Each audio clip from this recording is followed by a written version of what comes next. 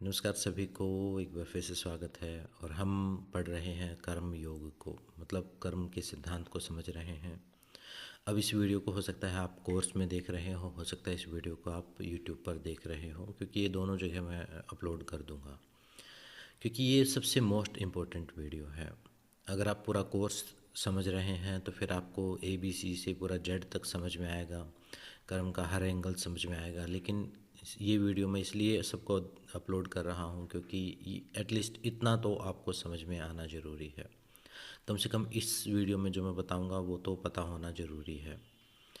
तो इस वीडियो में हम डिस्कस करेंगे कर्म के प्रकार। कर्म का मतलब है कोई एक्शन, कोई कोई इंटेंशन के साथ किया गया एक्शन जिसका कुछ रिजल्ट है, वो कर्म है। सिर्फ एक्टिविटी करना कोई कर्म नहीं है। कर्म का मतलब है कोई एक ही इंटेंशन के साथ, इंटेंट के साथ किया गया, कोई ऐसे भाव के साथ आप कुछ, आपकी इंटेंशन है कर्म करने के, उसके बाद कोई आप कार्य करते हैं और जिसका एक परिणाम होने वाला है कुछ ना कुछ, तो वो कर्म कहलाता है। और उस कर्म के जो है मुख्य रूप से मैंने टाइप बताए थे लास्ट वीडियो में, 3 टाइप है। संचित कर्म है, और उस जो सबसे जो एक बड़ी आपकी, जैसे हम एक बड़ा सेविंग अकाउंट बना लेते अपने जीवन में, उस प्रकार का प्रारब्ध कर्म है जिनकी वजह से हमें ये जीवन मिला है। मतलब जो अभी जो हिसाब किताब इस लाइफ में हमें करना है वो प्रारब्ध कर्मों की वजह से ये जीवन मिला है, ये सारी सिचुएशंस मिली हैं। संचित कर्म हमारी आत्मा के साथ पूरा बैगेज है, मतलब पूरा, जैसे होता ना कि हर व्यक्ति की एक अपनी प्रॉपर्टी होती है कि इतनी ज़मीन है, इतना गोल्ड है, इतना धन है, तो वो सारे संचित कर्म है। और जिस अकाउंट को अभी हम यूज़ कर रहे हैं वो प्रारब्ध कर्म है, जिसमें से हम कुछ चीज़ निकाल रहे हैं, डाल रहे हैं, वो प्रारब्ध कर्म की तरह, जिसकी वजह से ये जीवन मिला। किस कुल में, किस खानदान में, किस जगह पे आप पैदा हुए, क्या सिचुएशन आपको मिली, वो सारे प्रारब्ध कर्म हैं। अब मैंने ये बताया था कि संचित और प्रारब्ध कर्मों पर आपका कोई मतलब कंट्रोल नहीं है, क्योंकि वो तो हो चुके। अब जो भी संचित हुए होंगे आपने किसी जन्मों में किए होंगे, वो इकट्ठे हुए होके संचित का एक अकाउंट बन गया। और ऐसे ही आपके प्रारब्ध में आपने क्या किया वो भी आपका अब पहले नियंत्रण होगा, लेकिन अब कोई नियंत्रण नहीं, उनमें कोई बदलाव नहीं कर सकते। हाँ, प्रारब्ध में आप ये कर सकते हैं कि जो पुराने कर्म, जो भी सिचुएशन आपको मिली है, उन सिचुएशंस का पूरी माइंडफुली, पूरी जागरूकता के साथ, कुशलता के साथ उसका उपयोग करके खुद को आप मुक्त कर सकते हो। मतलब मेन उद्देश्य मुक्ति की तरफ जाना ही है कि आप खुद को मुक्त कर सकते हो, खुद को सही परिस्थितियों में रख सकते हो, या फिर उनको, उस बुरी सिचुएशन को और बुरी सिचुएशन बना सकते हो, या प्रारब्ध की वजह से अच्छी सिचुएशन मिली है तो उनका उपयोग करके आप और आगे के तक जा सकते हो और प्रोग्रेस कर सकते हो। ये ठीक ऐसा ही है जैसे जब किसी नए स्कूल में एडमिशन हो बच्चे का, तो कौन सी क्लास में एडमिशन होगा उसका एक इंटरव्यू, या कि उसके बारे में उससे कुछ क्वेश्चन आंसर, या वो एक टीचर डिसाइड करता है कि किस क्लास में जो है इसका एडमिशन हम लेंगे। तो ठीक वैसा ही है ये, जिस भी क्लास में आपका एडमिशन हुआ है, पहली बात तो उसको स्वीकार करो। उसके बारे में गिल्ट की भी, पिछले जन्मों में क्या किया था उसका कोई मतलब नहीं, अब हो गया जो हो गया। अब उस चीज़ को स्वीकार करके अब जहाँ से भी यात्रा शुरू हुई है उस यात्रा का सम्मान करते हुए आगे बढ़ना है। पिछले के पिछले के चक्कर में हम ये पूरी यात्रा ही छोड़ दें, उसी का दुख मनाते रहें, तो वो चीज़ गलत होगी, और इस ये वो भी एक प्रकार का नकारात्मक कर्म होगा। अब आज की इस मुख्य जो टॉपिक है इस वीडियो का, वो है क्रियामान कर्म। क्रियामान कर्म वो हैं जो भी प्रेजेंट कर्म हैं, जो भी हम कर रहे हैं, और यही वो कर्म हैं जिसकी वजह से हम कर्मयोग को समझ रहे हैं। अगर मान लो कर्मयोग फिक्स होता, सिर्फ संचित और प्रारब्ध होता, सिर्फ पिछला जन्म ही होता, या फिर सिर्फ कर्म का मतलब सिर्फ सज़ा भुगतना ही होता, तो वो फिर फ़ायदा नहीं था उसको पढ़ने का, क्योंकि वो तो भुगतना ही है। फिर क्रियामान कर्म एक ऐसी पॉसिबिलिटी है जो अभी जो हम कर रहे हैं, अभी मैं ये वीडियो बना रहा हूँ तो एक कर्म पैदा हो रहा है, यहाँ से एक कर्म क्रिएट कर रहा हूँ, मेरी एक इंटेंशन है, इससे कुछ रिजल्ट होगा। तो ठीक आप ऐसे वीडियो देख रहे हो तो आपका अभी एक कर्म हो रहा है, आपकी इंटेंशन है, उसका भी कुछ रिजल्ट होगा। तो ये क्रियामान कर्म जो हैं, जो अभी हम कर रहे हैं और आगे फ्यूचर में इनका रिजल्ट आने वाला है। किसी का जल्दी आएगा, कोई छोटा कर्म है उसका जल्दी आ सकता है, कोई बहुत बड़ा कर्म है उसका बाद में आएगा। कोई हो सकता है सिर्फ 1 साल का, 1 महीने का डिप्लोमा कोर्स, कोई सर्टिफिकेट कोर्स कर रहा है तो 1 महीने में ही उसको सर्टिफिकेट मिलेगा। अब कोई 1 साल का कर रहा है तो 1 साल में डिप्लोमा मिलेगा। अगर कोई बड़ी डिग्री कुछ कर रहा है तो हो सकता है पीएचडी कर रहा है तो हो सकता है 5 साल भी लग जाए, उससे भी ज़्यादा लग जाए। तो ठीक उसी प्रकार आपकी इंटेंशन क्या है, आप क्या क्रिएट करना चाहते हो, उसको होने में उतना ही समय लगता है। और ये क्रियामान कर्म ही ऐसे हैं जो आपको शुभ अशुभ फल दे सकते हैं। आप इन्हीं की वजह से आगे अपने फ्यूचर को कंट्रोल कर सकते हो। मतलब कई बार हम ये सोचते हैं कि पूरा पूरा जो कंट्रोल है वो भाग्य के हाथ में है या परमात्मा के हाथ में। वो एक पास्ट जो था, एक पार्ट जो प्रारब्ध और संचित कर्मों का, उसको हम नहीं बदल सकते, लेकिन क्रियामान कर्म से एक थोड़ा कंट्रोल हमारे हाथ में भी है। अब और मुख्य रूप से जहाँ पैदा हो गए, जो सिचुएशन मिली वो प्रारब्ध था।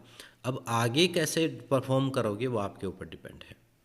जैसे एक वीडियो गेम में है, आप एक स्टेज में पहुंच गए, अब उस स्टेज को कैसे क्रॉस करना है, कितनी बार मर के उस स्टेज को क्रॉस करोगे, कितनी लाइफ उसमें गंवा दोगे आप, कितनी एनर्जी गंवा दोगे, कितने नए कॉइन्स इकट्ठे करोगे जिससे और नई संभावनाएं आपके जीवन में खुलेंगी। तो ये ठीक वैसा ही प्रोसेस है। तो क्रियामान कर्म को आज हम इस वीडियो में समझते हैं और बहुत माइंडफुली। सबसे पहले तो आपको ये समझना पड़ेगा, मैंने लास्ट वीडियोज़ में बताया है कि सब कर्म योग को करने का, समझने का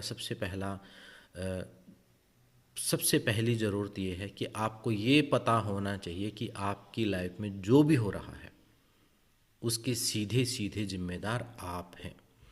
कोई समाज, कोई सरकार, कोई पड़ोसी, वो सब एक सिचुएशन क्रिएट कर रहे हैं, लेकिन आप अपने जीवन के लेखक आप हैं। आपको एक जीवन मिला, एक अपॉर्चुनिटी मिली, उसको किस प्रकार से जिएंगे वो सीधा सीधा आपके हाथ में है।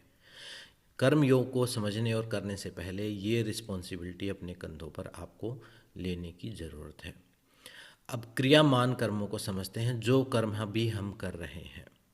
तो क्रियामान को समझने के लिए मैं इसको जो कोर्स में इसके नोट्स भी अपलोड थोड़े कर दूंगा, ताकि आपको समझने में आसानी रहे और आगे फ्यूचर में भी आप इनको पढ़ के, कई बार क्या होता है याद दिलाने की ज़रूरत पड़ती है, याद करवाने की ज़रूरत पड़ती है, तो वही सब आपको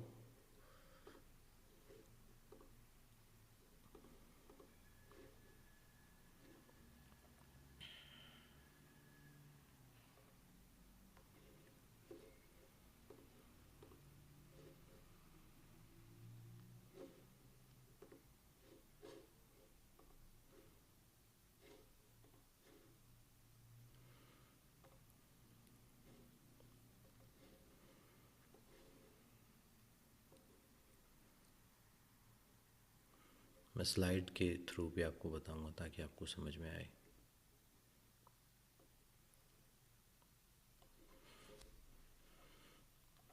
पहले संचित कर्म हमने समझ लिए कि ये कर्मों का एक बड़ा अकाउंट है, इसमें बहुत सारी संभावनाएं छुपी हुई हैं, एक पूरा बैंक अकाउंट की तरह एक पूरी प्रॉपर्टी है आपकी। ये आपका स्वभाव, आपके डर, आपकी पर्सनैलिटी इन्हीं संचित कर्मों की छाप है। आपका जो भी पर्सनैलिटी हो इन्हीं की वजह से है।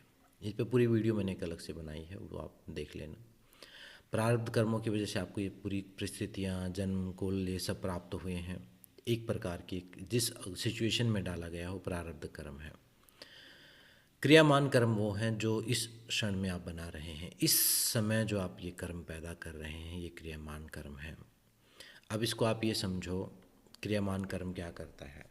क्रियामान कर्म आपका भविष्य बनाता है। जो भी आपका भविष्य होने वाला है वो क्रियामान कर्म के ऊपर निर्धारित है। आज जो क्रिया करेंगे उसका कल आप अनुभव करने वाले हैं। और कर्मों का हमें नॉर्मली आदत अभी क्या पड़ गई है कि हमें लगता है कि बस जो हम कर रहे हैं फटाफट उसका रिजल्ट साथ साथ मिले। साथ साथ नहीं दिख रहा है तो हम फ्यूचर का कुछ सोचते ही नहीं हैं। हमें लगता है कि अभी ठीक चल रहा है तो मतलब ठीक चल रहा है, ऐसा नहीं है। अभी जो आप आपने पहले कुछ ठीक किया होगा तो इसलिए आज ठीक चल रहा है। मान लो आप आज कुछ भोजन करोगे तो उसका इफ़ेक्ट 2 दिन बाद आपको समझ में आएगा, जब वो पूरी तरह डाइजेस्ट हो जाएगा, या उसका या कुछ दिन लगातार करोगे तो आप देखोगे हफ्ते 10 दिन बाद आपका 1 किलो वज़न बढ़ा मिलेगा। एकदम से उसी दिन नहीं बढ़ जाएगा।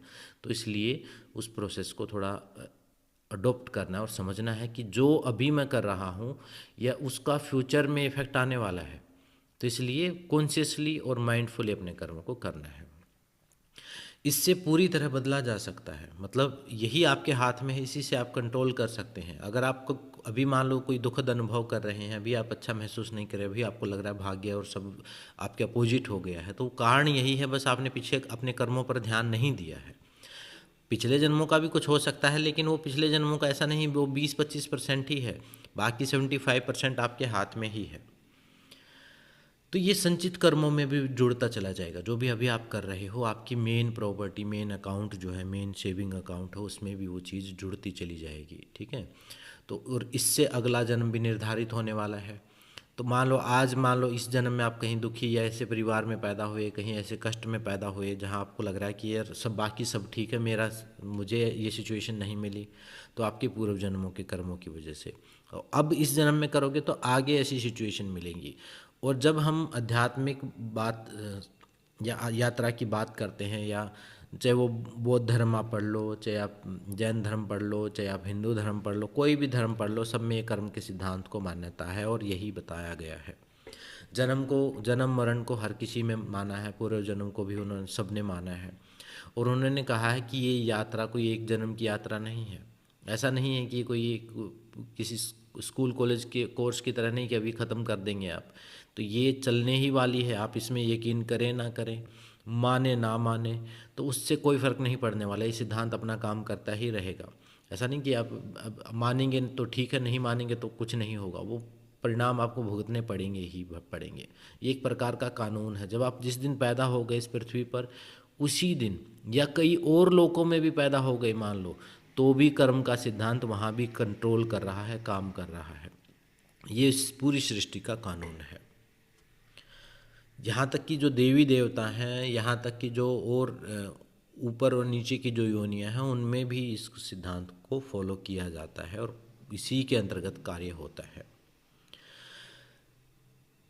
इससे क्या इन्फ्लुएंस होगा? जो आपका जो क्रियामान कर्म है, आपका जो व्यवहार है, आपकी जो भावना है, जो आप महसूस कर रहे हैं, अभी जो आप महसूस कर रहे हैं, अभी जो आप अच्छा बुरा महसूस कर रहे हैं, अभी जो आपकी एक पर्सनैलिटी अंदर से बन गई है, वो पूरा आपके कर्मों के प्रभाव की वजह से है। आपके विचार, आपके बिलीफ, आपकी धारणाएं, वो सब इन्हीं से निर्धारित होते हैं और उन्हीं के द्वारा फिर भविष्य का निर्माण होता है। भविष्य में वो फल प्राप्त होगा। जो आप आज सोचेंगे, समझेंगे, जो आपने पहले कुछ किया, उसका फल आपको अभी महसूस हो रहा है। वैसी सिचुएशन, वैसे विचार आ रहे हैं। जैसे मान लो आप इस वीडियो को देख रहे हो, इस कोर्स को कर रहे हो, तो इसी कोर्स को क्यों कर रहे हो? पहले कुछ सिचुएशन ऐसी पैदा आपने की हैं जिसकी वजह से यहाँ तक पहुँच पाए हो। ये भी बिना कर्म के नहीं पहुँच पाते, आप नहीं समझ पाते इस चीज़ को। अगर इस चीज़ में थोड़ा भी इंटरेस्ट आपका जागा है, आप समझ रहे हो, तो मतलब एक ग्रोथ शुरू हो चुकी है ऑलरेडी, आप कुछ अच्छा करके यहाँ तक पहुँच गए हो। अब क्रियामान कर्म के जो टाइप हैं उनको हम समझते हैं। सबसे पहले जो है वो है शुभ कर्म। शुभ कर्म जिनको हम पुण्य भी बोल सकते हैं, मतलब अच्छे कर्म है ये। इससे क्या होगा? इसमें कौन से कर्म आएंगे? इसमें वो सारे कर्म आएंगे, दया है, प्रेम है, सत्य है, सेवा है, जो जो कुछ सकारात्मक किसी के जीवन में ऐड करते हैं। मतलब आप किसी की लाइफ में कोई वैल्यू ऐड करते हो, आप किसी की हेल्प करते हो, आप किसी का सहयोग करते हो, आप किसी को प्रेम दिखाते हो, आप सत्य का पालन करते हो, आप किसी पर दया करते हो, तो ये एक सकारात्मक कर्म हुए, शुभ कर्म इनको कहा है, पुण्य कर्म कहा है। मतलब ये आपके अकाउंट में जुड़ जाएंगे। आपने किसी से अच्छे से बात की तो वो समझो जुड़ गया है, वो अच्छे से बात आपके साथ भी कभी ना कभी वो होने वाली है। ठीक है। वो एनर्जी फॉर्म कैसे चेंज होती है वो भी मैं आगे की वीडियोज़ में समझाऊंगा, वो थोड़ी डिटेल की बात है। लेकिन आपने कुछ अच्छा किया है तो आपके साथ भी समझो अच्छा होने वाला है। दो कॉन्सेप्ट हैं यहाँ पर। पहली चीज़ तो जब कोई, जैसे महात्मा बुद्ध कहते हैं कि जब कोई क्रोध करता है तो क्रोध करते टाइम ही उसको सज़ा मिल जाती है। आगे तो कर्म की वजह से जो सज़ा मिलनी हो तो मिलनी ही है, लेकिन क्रोध करते हुए ही नकारात्मक आपके केमिकल, हार्मोन और आपके शरीर में जो नुकसान हो जाता, आपके एनर्जी सिस्टम में जो नुकसान हो जाता, जो ड्रेन हो जाती एनर्जी, वही एक प्रकार की आपकी पहली सज़ा शुरू हो गई समझ लो उसकी। और बाकी उस क्रोध से फिर जो नुकसान हुआ होगा वो बाद में भी भुगतना पड़ेगा आपको। तो दया, प्रेम, सत्य, सेवा, करुणा, सहयोग, ये सब सकारात्मक कर्म है। हमें लगता है कि ये शायद अभी हमारे लिए ये सकारात्मक कर्म, शुभ कर्म जो है ज़्यादातर लोगों के लिए एक मजबूरी की वजह से हो सकता है वो करते हों, या किसी को दिखाने के लिए हो सकता है करते हों, लेकिन रियल में अंदर से ही वो आ रहा हो, वो एक सात्विक मन में ही आ सकते हैं। बिना सात्विक मन के ये इच्छा होगी ही नहीं आपकी करने की। तो इनको चाहे इच्छा हो ना हो, इनको अगर आप करते हैं तो परिणाम इनका मिलेगा ही मिलेगा। ठीक है, तो शुभ ये क्या करेंगे, आपके मन को हल्का फुल्का शुद्ध रखेंगे, सकारात्मक आप रहोगे, शुभ अवसर पैदा करेंगे, अपॉर्चुनिटीज़ आपके जीवन में आनी ऐड होनी शुरू हो जाएंगी जैसे ही आप सकारात्मक करना शुरू करोगे। लेकिन हमें थोड़ा पेशेंस और धैर्य यहाँ पर ये रखना पड़ेगा कि ऐसा नहीं कि अभी आपने किसी की हेल्प कर दी और आप वेट करना शुरू कर दिया, ऐसा नहीं काम करती ये चीज़ें। थोड़ा थोड़ा पेशेंस रखो, बिलीफ रखो इस पर, और आप अपनी तरफ से करते चले जाओ, तो आप देखोगे कि ये वो जिस भी फॉर्म में आपको उस हेल्प की ज़रूरत होगी वो हेल्प आपको मिलेगी। तो इसलिए आपने देखा होगा कभी भी आप अपने दुख कष्ट लेके जाते हो किसी के पास, आप दुख कष्ट किसी के पास लेके जाते हो, किसी संत महात्मा के पास, वो क्या करता है, आपसे सेवा करवा देते हैं, वो किसी काम में लगा देते, किसी की भंडारा कर दो, कुछ दान कर दो, कुछ ऐसा काम आपसे करवाना शुरू कर देते हैं कि हर सैटरडे को ये कर दो, हर ट्यूसडे को ये कर दो, ऐसा कुछ कर्म करवाना शुरू करते हैं। एस्ट्रोलॉजर्स के पास जाओगे तो कुछ कर्म में आपको लगा देंगे। तो आप देखोगे कि जैसे ही आप उसको करना शुरू करते हो, एक इफ़ेक्ट आप फील करते हो कि कुछ होना शुरू हो गया। कारण क्योंकि आप कुछ कर नहीं रहे थे, और सही मार्गदर्शक सही तरीके से मार्गदर्शन करेगा जिससे आपकी समस्या का सॉल्यूशन हो जाएगा। तो यही उपाय जो बताए जाते हैं, जो रेमेडी बताई जाती हैं, उपाय कार्य और कारण का सिद्धांत है, कर्म का सिद्धांत है। वो कोई मैजिकल सिद्धांत नहीं कि इधर से इधर बस इस रिमोट को इधर से इधर रख दिया तो हो गया काम, नहीं, ऐसा नहीं है। कुछ कर्म करना पड़ेगा आपको। कर्म अगर नहीं किया है तो उससे फिर रिमोट के रखने से भी एक एनर्जी पैदा हुई, एक वाइब्रेशन पैदा हुई है, लेकिन ये इतनी ही है, इससे आपका भविष्य नहीं बदलने वाला। तो इस चीज़ को आपको समझना है। ये उपाय और ये कई बार मिसकंसेप्शन हम समझ लेते हैं, हमें लगता है कि बस इतनी ही कमी थी, ऐसा नहीं है। उसके बाद आगे आते हैं हम अशुभ कर्मों के ऊपर। अशुभ कर्म कौन से हैं? अशुभ कर्म वो हैं जो किसी को दुख देते हैं, पीड़ा देते हैं, तकलीफ़ देते हैं, इस प्रकृति की किसी को मानसिक अशांति देते हैं, जो प्रकृति के नियमों का उल्लंघन करते हैं, जो कहीं पर किसी और की फ्रीडम में बाधा बनते हैं, या किसी और की मानसिक शांति भंग करते हैं। क्रोध है, ईर्ष्या है, छल है। अब आप ये एक सवाल ये हो सकता है आपका कि शुभ और अशुभ कर्म कैसे पता चले? अगर किसी कर्म को करके, सिंपल है, यहाँ लिखा है नहीं लिखा उसको भूल जाओ, अगर आप किसी भी कर्म को करके अच्छा महसूस कर रहे हैं, शांति महसूस कर रहे हैं, तो शुभ कर्म है वो, उसको आपको करना चाहिए। और किसी कर्म को करके बेचैनी महसूस कर रहे हैं, मानसिक अशांति महसूस कर रहे हैं, तो समझो वो पाप कर्म है या अशुभ कर्म है। वो पाप कर्म अलग होते हैं, अशुभ कर्म अलग होते हैं, तो उसको समझना है आगे। तो क्रोध है, हिंसा है, छल है, वो सब जो है ये कर तो देते हैं हमें लगता है कि इससे कुछ होगा, लेकिन घुमा फिरा के हम अपने ही पैरों पे कुल्हाड़ी मार लेते हैं। वो टेम्परेरी बेनिफिट के लिए हम बड़ा नुकसान अपना कर देते हैं, और वो फिर फ्यूचर में हमारे ऊपर वो बात आती है तो हमें लगता है कि हमने तो कुछ गलती की नहीं, क्योंकि भूल चुके हैं हम। वो आपके पूरे कार्मिक अकाउंट में वो रिकॉर्ड हो गया है। मान लो कॉइन्स बने हुए, इधर पाप पुण्य है, इधर पाप है। पाप आपने ज़्यादा इकट्ठे कर लिए, अशुभ कर्म आपने बहुत इकट्ठे कर लिए, तो उनकी बजाय कष्टदायी जीवन होने वाला, आपका दुख और कष्ट मिलने वाले हैं आपको। आप हो सकता है भूल जाओ, आपके लिए वो हो सकता है, किसी के लिए मान लो, तो ये भारी ऊर्जा, रुकावट और दुख पैदा करता है। अब इस चीज़ को आप ऐसे समझो, अब ये जो दुख अशुभ वाले जो कर्म जो दुख पैदा करते हैं, अब ये हो सकता है, अब मान लो आपने एक रिक्शा वाले को किराया नहीं दिया, अब वो आपके लिए तो सिर्फ हो सकता है वो 10 रुपये हों, लेकिन उसके लिए हो सकता है वो पूरे दिन में बेचारा वो 150 रुपये ही कमा पा रहा हो, तो उसके लिए वो बहुत बड़ी चीज़ थी। आपके लिए तो चुटकी भर नमक था। महात्मा बुद्ध उसके लिए कहते हैं कि जैसे नमक, मान लो एक नमक कितने से पानी में घोलोगे तो थोड़ा सा नमक भी बहुत नमकीन कर देगा, और वही थोड़ा नमक अगर समुंदर में घोलोगे तो उसका कोई, किसी बड़ी नदी में घोल दोगे तो उसका कोई भी फर्क नहीं पड़ेगा। तो ठीक ऐसे ही है।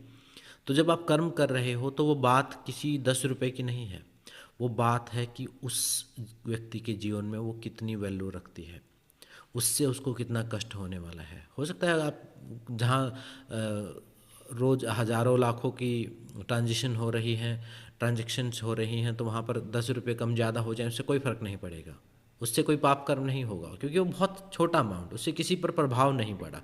लेकिन हो सकता है कि 10 रुपये किसी और के लिए बहुत ज़्यादा हो, तो वहाँ पर उसका प्रभाव पड़ेगा और उसका बड़ा फल आपको प्राप्त हो सकता है। तो जो अशुभ कर्म है वो किसी को तकलीफ़ जब आप दे रहे हो, किसी की मानसिक शांति भंग कर रहे हो, किसी के दुख का कारण बन रहे हो, डायरेक्ट इनडायरेक्ट जैसे भी, वो आगे और भी बहुत सारी चीज़ें हैं वो समझनी पड़ेंगी, तो वो अशुभ कर्म है।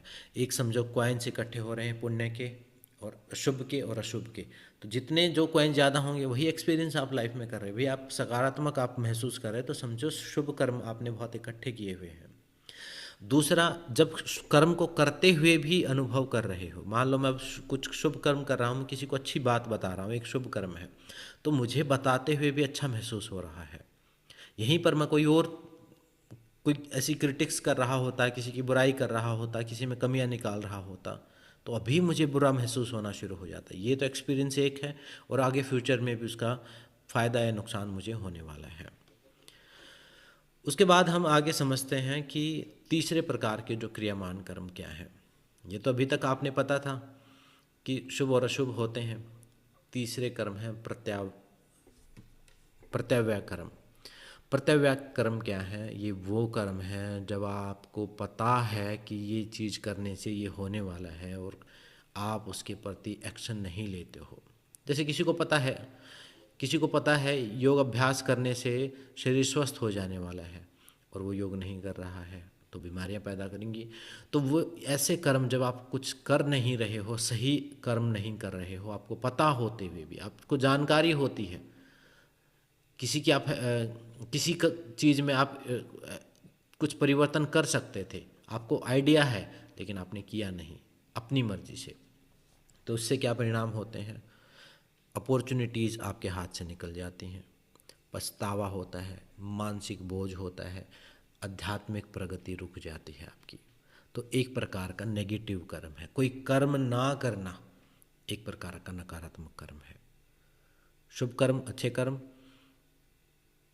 अशुभ कर्म बुरे कर्म, और कोई कर्म ना करना, रुकावट पैदा कर देना, एक प्रकार की स्थिरता, एक प्रकार की तमस आपके जीवन में आनी शुरू हो जाएगी। तो इसलिए कर्मों को करना जरूरी है। जैसे वीडियो गेम में होता है कि भागना जरूरी है, वो रुकने का कोई ऑप्शन नहीं है। कुछ ना कुछ करते रहो, आप सकारात्मक करते रहो, छोटे करते रहो, या कुछ नित्य अनित्य कर्म करते रहो लेकिन। और उसके बाद जो आते हैं वो थोड़े एडवांस लेवल के कर्म हैं। ये वो कर्म है, जैसे इसको बोला है निष्काम कर्म। और ये जितने भी कर्मों की टाइप मैं बता रहा हूँ, ये आप ये मत समझना अपने मन से बता रहा हूँ मैं, ये भारतीय शास्त्रों में, सनातन हिंदू धर्म के शास्त्रों में, बौद्ध धर्म में भी बताए हुए हैं, यही सब बताए हुए हैं, और इनको आप पढ़ भी सकते हो वहाँ पर जाके। निष्काम कर्म जो है वो हाई लेवल के, थोड़े एडवांस कर्म है। इन कर्मों को हम पढ़ लेते हैं, लेकिन अभी इसको करने की अभी कोशिश मत करो, क्योंकि ये सिर्फ एक आध्यात्मिक, एक मैच्योर माइंड ही कर सकता है। ये अभी आप नहीं कर पाओगे तो फिर आपको लगेगा कि गिल्ट फील होगा, आपको लगेगा कि फिर आप सही कर्म भी करना छोड़ दोगे, फिर आप शुभ भी छोड़ दोगे। अभी आप सिर्फ शुभ कर्म से शुरू करो। अभी आप ये मत सोचो कि निष्काम कर्म में करो, नहीं, निष्काम अभी नहीं हो पाएंगे आपसे, बड़ा मुश्किल काम है। तो इससे क्या होगा, यहाँ पर हम क्या करते हैं, कोई कर्म करते हैं लेकिन कोई इंटेंशन नहीं है, मतलब कोई हम फल की इच्छा नहीं करते हैं कि एक अनकंडीशनल हमने कर दिया और कोई फल मिले ना मिले कोई फ़र्क नहीं पड़ता, हमारे माइंड में बात भी नहीं आई है। तो ये निष्काम कर्म होते हैं। ये कर्म बंधन नहीं बनते हैं, इनसे मन शांत होता है, आध्यात्मिक मुक्ति का रास्ता खुलता है, आध्यात्मिक उन्नति होती है। तो इसलिए निष्काम कर्म और निष्काम सेवा आश्रमों में जैसे करते हैं, गुरुद्वारों में जो करते हैं, जहाँ कोई कुछ है नहीं, कोई इंटेंशन नहीं, बस सेवा कर रहे हैं, तो वो आध्यात्मिक रास्ता खोल देता है आपके लिए। यही कारण है कि सेवा पर इतना जोर दिया गया है। नहीं तो आप भगवत गीता पढ़ेंगे तो उसमें सीधा आपको समझ में आएगा कि कर्म की बात है, मुख्य कर्म योग ही वहाँ पर बताया गया है। बाकी चीज़ें भी बताई गई हैं लेकिन जोर पूरा कर्म पर ही कि कर्म करना ही है अर्जुन। उसके बाद सकाम कर्म आते हैं। सकाम कर्म वो कर्म है जहाँ पर हम मतलब यहाँ पर हमारी कोई हम किसी इंटेंशन को लेके कर्म करते हैं, मतलब हमें कोई बेनिफिट चाहिए तो हम करते हैं, मतलब एक प्रकार की इन्वेस्टमेंट है। ये भी गलत कर्म नहीं है। मैं कहता हूँ कि आप सकाम कर्म ही अपना अच्छा सोच के ही कर लो, अभी फ़िलहाल तो वही काफ़ी है। बिगिनर लेवल पे यही कर पाता है एक इंसान।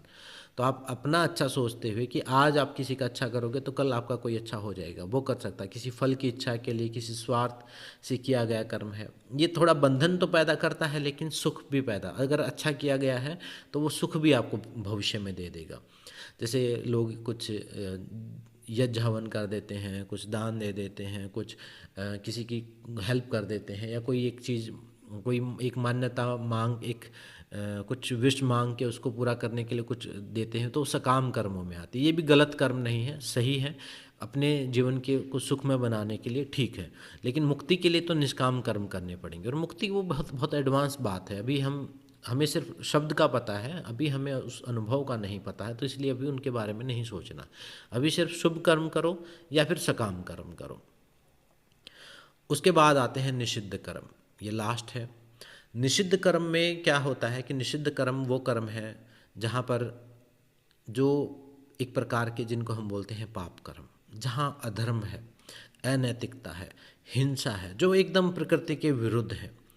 ये बहुत भारी कर्म ऊर्जा पैदा करते हैं और इनका परिणाम बहुत भयंकर तरीके से आपको भुगतना पड़ता है। मान लो किसी ने किसी को मार दिया, तो वो उस मारने की का हिसाब किताब कोई छोटी मोटी घटना में नहीं होने वाला है। आपको हो सकता है आपको लगे, बहुत सारे लोग बोलते हैं कि बहुत जो पापी लोग हैं, जो बुरे लोग हैं, उनको बहुत वो इतना बुरा करते हैं लेकिन उनको कोई परिणाम नहीं मिलता। उनका हिसाब जो है बहुत बड़ा है, उनका हिसाब जन्म जन्मों में होने वाला है। आप जो छोटे छोटे अच्छे बुरे कर्म करते हैं उनका परिणाम तुरंत मिल जाता है, लेकिन वो इतने हैवी कर्म हैं कि उनके लिए जन्मों की ज़रूरत पड़ेगी। तो फिर उनको उसी हिसाब से उनका पूरा भोगना पड़ता है, और जीवन में बहुत सारी बाधाएं भी आनी शुरू हो जाती हैं। हम प्रेजेंट लाइफ को देखते हैं, प्रेजेंट लाइफ में भी जो अच्छा चला हुआ है तो कुछ किए होंगे अच्छे, तो कई बार क्या होता है कि कुछ कर्मों को करते हुए भी इनडायरेक्ट अच्छा हो जाता है, तो उसकी वजह से भी अच्छा प्राप्त होना शुरू हो जाता है। तो निषिद्ध कर्म वो कर्म है जिनको हम पाप कर्म बोलते हैं। तो किसी की बहुत चोरी कर लिया, किसी की प्रॉपर्टी हड़प कर ली, बहुत बड़े जो बुरे कर्म जो हर किसी को पता है कि ये बुरे हैं, तो उनके लिए ये वो निषिद्ध कर्मों में आते हैं। तो ये सारे क्रियामान कर्म थे और इन कर्मों के टाइप थे। इनको आपको समझना है और इनको आपको जानना है और इन पर चिंतन मनन करना है और इनको डेली लाइफ प्रैक्टिस में लेके आना। जब भी आप कोई कर्म कर रहे हो दिन में, मान लो आप दिन में ऐसे नैतिक नित्य कर्मों की बात नहीं है यहाँ पर बात है जब आप कोई काम कर रहे हो, मुख्य रूप से आप दिन में मान लो 5-10 कुछ मेजर कर्म कर रहे हो, उन पर फोकस करना है कि किस कैटेगरी में आते हैं और मेरे जीवन में इनसे क्या इफ़ेक्ट पड़ने वाला है। एक प्रकार का खुद के ऊपर एक रिसर्च, एक स्टडी टाइप से करते रहो और इन पर काम करना शुरू करो। इनको समझ लो, इनको और डिटेल में जानना है तो इस कोर्स में आप जुड़ के फिर और डिटेल में जान सकते हो। आगे इनके बारे में बहुत सारी और प्रैक्टिसेस भी दूंगा मैं। तो ये सारा इस वीडियो में था और इस वीडियो में इतना ही। आगे इनकी और डिटेल और टॉपिक, छोटे छोटे सब टॉपिक और भी बहुत सारी चीज़ें हैं अभी इस कर्म योग वाले सिद्धांत में, लेकिन ये इतने तो मैं समझता हूँ कि हर किसी को जानने ज़रूरी हैं। इनके बारे में मैं अपने अनुभव भी शेयर करूँगा आगे फ्यूचर में। तो इस वीडियो में इतना ही, मिलते हैं नेक्स्ट वीडियो में। सबका धन्यवाद, सबको नमस्ते।